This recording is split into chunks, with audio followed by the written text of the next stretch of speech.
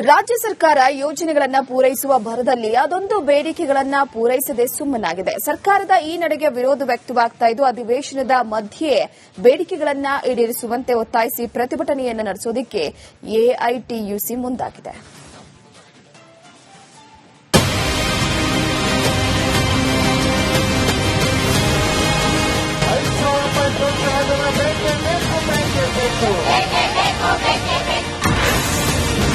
ಕೆಲಸ ಹೆಚ್ಚುತ್ತಿದೆ, ವೇತನ ಮಾತ್ರ ಹೆಚ್ಚುತ್ತಿಲ್ಲ.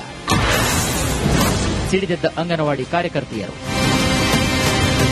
ರಾಜ್ಯದಲ್ಲಿ ಒಂದ್ ಕಡೆಗೆ ವಿಧಾನಮಂಡಲ ಅಧಿವೇಶನದ ಕಲಾಪ ನೀಡುತ್ತಾ ಇದ್ರೆ, ಮತ್ತೊಂದು ಕಡೆಗೆ ತಮ್ಮ ಬೇಡಿಕೆಗಳ ಈಡೇರಿಕೆಗೆ ಅಂಗನವಾಡಿ ಕಾರ್ಯಕರ್ತೆಯರು ಬೀದಿಗಿಳಿಯಲು ಸಜ್ಜಾಗಿದ್ದಾರೆ. ವರ್ಷಗಳಿಂದ ಸರ್ಕಾರದ ವಿವಿಧ ಯೋಜನೆಗಳನ್ನು ಜನರ ಮನೆ ಬಾಗಿಲಿಗೆ ತಲುಪಿಸುವಲ್ಲಿ ಪ್ರಮುಖ ಪಾತ್ರವನ್ನು ವಹಿಸುತ್ತಿರುವಂತಹ ಅಂಗನವಾಡಿ ಕಾರ್ಯಕರ್ತೆಯರು ಇದೀಗ ಸರ್ಕಾರದ ವಿರುದ್ಧವೇ ಸಮರವನ್ನು ಸಾರಲು ಮುಂದಾಗಿದ್ದಾರೆ.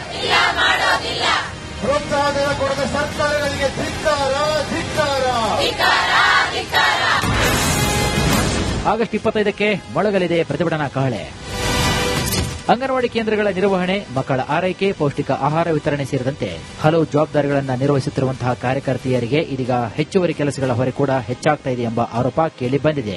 ವೇತನ ಹೆಚ್ಚಳ, ಹೆಚ್ಚುವರಿ ಕೆಲಸಗಳ ಹೊರೆ ಕಡಿತ ಸೇರಿದಂತೆ ಹಲವು ಬೇಡಿಕೆಗಳನ್ನು ಮುಂದಿಟ್ಟುಕೊಂಡು ಇದೇ ಆಗಸ್ಟ್ 25ಕ್ಕೆ ಫ್ರೀಡಂ ಪಾರ್ಕ್ನಲ್ಲಿ ಪ್ರತಿಭಟನಾ ಕಹಳೆಯನ್ನು ಮೊಳಗಿಸಲು ಅಂಗನವಾಡಿ ಕಾರ್ಯಕರ್ತೆಯರು ಸಜ್ಜಾಗಿದ್ದಾರೆ. 25ನೇ ತಾರೀಕು ಫ್ರೀಡಂ ಪಾರ್ಕ್ ಅಲ್ಲಿ ಬೆಂಗಳೂರು ಜಿಲ್ಲೆಯಿಂದ ಹೋರಾಟವನ್ನು ಹಮ್ಮಿಕೊಂಡಿದ್ದು, ಈ ಹೋರಾಟದಲ್ಲಿ 29 ಬೇಡಿಕೆಗಳನ್ನಿಟ್ಟು ಹೋರಾಟವನ್ನು ನಡೆಸುತ್ತಿದ್ದೇವೆ. ಪ್ರಥಮವಾಗಿ ಗೌರವಧನವನ್ನು ಹೆಚ್ಚಳ ಮಾಡಬೇಕು, ಪ್ರತಿ ತಿಂಗಳು ಕೊಡಬೇಕು. ಹಾಗೆ ಏನು ಇವತ್ತು ಗ್ರಾಚ್ಯುಟಿಯನ್ನು ಜಾರಿ ಮಾಡಿದ್ದಾರೆ 2011ರಿಂದ ಮಾಡಬೇಕು. ಅದು ಫೈನಾನ್ಸ್ ಒಪ್ಪಿಗೆ ಇದೆ ಅಂತೂ ಇಲ್ಲಿವರೆಗೂ ಆಗಿಲ್ಲ, ಅದನ್ನು ಕೂಡ ಜಾರಿ ಮಾಡಬೇಕು. ಹಾಗೆ BLO ಮತ್ತು SRA ಕೆಲಸ ಮಾಡತಕ್ಕಂಥ ಕಾರ್ಯಕರ್ತೆಯರು ಬರೀ ಸರ್ವೆಗಳಿಂದಲೇ ಅಂಗನವಾಡಿ ಕಾರ್ಯಕರ್ತೆಯರು ಏಪ್ರಿಲ್ ಮೇಯಿಂದ ಅಂಗನವಾಡಿಯಲ್ಲಿ ಮಕ್ಕಳಿಗೆ ಪಾಠ ಮಾಡಲಿಕ್ಕೆ ಸಾಧ್ಯ ಆಗದೆ ಅಂತ ಪರಿಸ್ಥಿತಿಯಲ್ಲಿ ಕೆಲಸ ಮಾಡ್ತಾ ಇದ್ದಾರೆ. ಆಗಸ್ಟ್ 25ರಂದು ಎಲ್ಲ ಅಂಗನವಾಡಿ ಮುಚ್ಚಲು ನಿರ್ಧಾರ ಮಾಡಲಾಗಿದೆ.